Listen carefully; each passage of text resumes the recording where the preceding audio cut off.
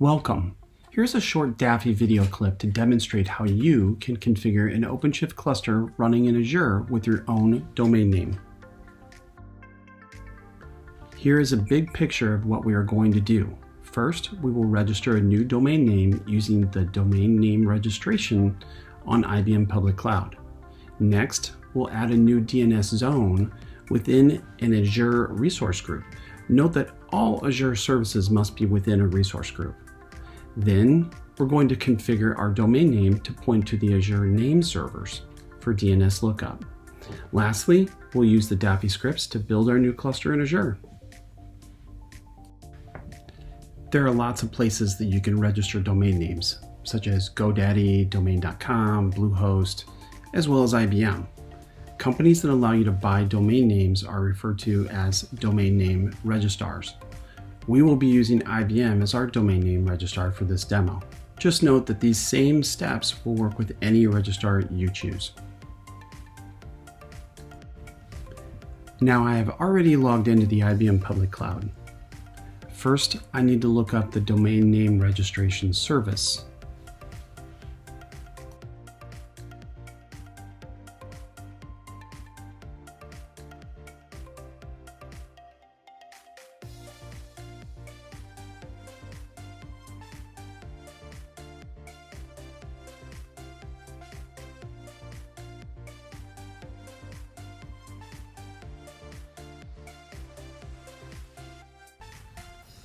Here is where we will register our new domain name. Before we can actually register our domain name, we need to check to make sure that the domain that we want to register is actually available.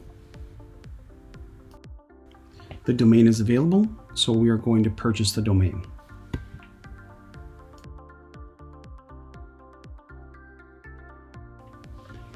Now we turn our focus to the Azure platform. We will need to configure a DNS zone. It's very important that we name our DNS zone the exact same name as our domain that we just purchased in the IBM Cloud. I have already logged into the Azure portal and I'm ready to configure a new DNS zone. As you may recall, everything you configure in Azure needs to be added to a resource group. In my case, I already have a resource group called Daffy DNS Zones. So I'm going to add a new DNS zone to my existing resource group.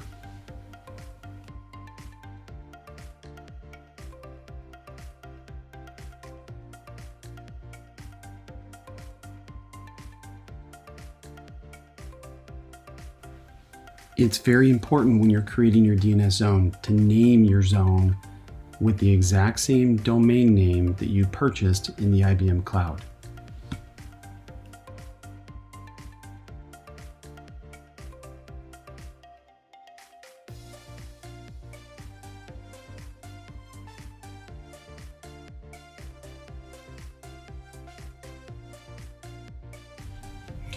When your zone is fully deployed, you'll see a button that says Go to your resource.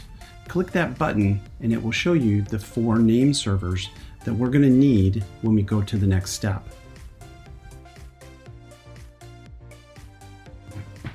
We will now update our domain within IBM Cloud.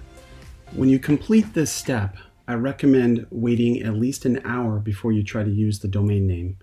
It will take a while for all of the name servers to fully propagate the changes.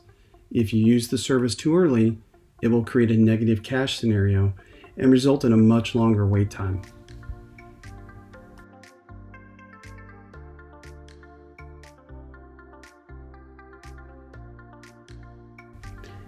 Now that we have configured our DNS zones in Azure, we need to update the domain in IBM Cloud to point at our Azure DNS zone name servers.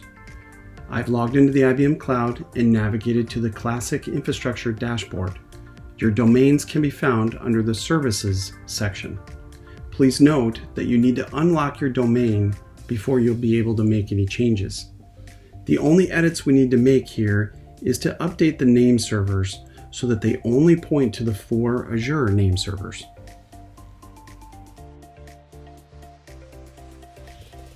I highly recommend you copy and paste the name server addresses to avoid any typos.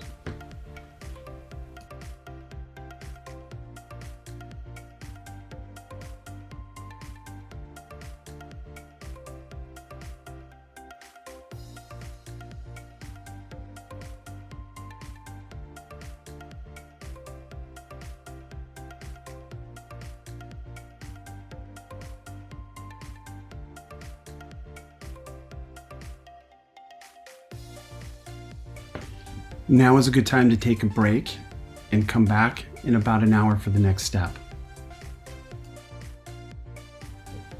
You are now ready to deploy your Azure cluster. There are two environment variables that you will need to update in the environment file before you can run the scripts. The two variables are the base domain and the resource group name. The base domain will be the domain name that you picked when you purchased your domain. The resource group name is the resource group that contains your DNS zone in Azure. Once you've made those changes, you can then run the Daffy scripts to build your cluster. Assuming everything went well, your new cluster is now built with the new domain name.